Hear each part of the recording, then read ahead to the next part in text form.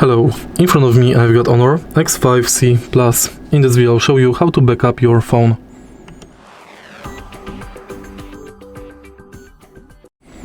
In the beginning we've got few ways to backup smartphone. Firstly, we can use HONOR Backup, System Backup, and in the end Google Backup. First, let's go to Settings and find Backup. You can find it mostly in System Settings.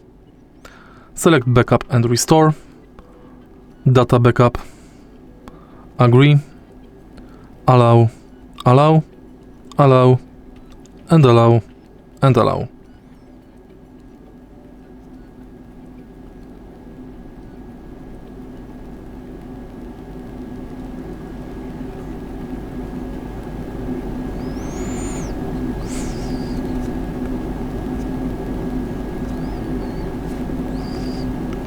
Now, you can use external storage device to backup and restore data, and you can use HONOR Suite.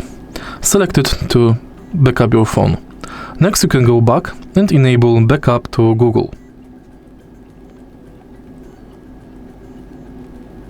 Once Google Backup is enabled, go to Backup Account, select your account, turn on. Backup will be automatically done. If you find this video helpful, please leave like, comment and subscribe.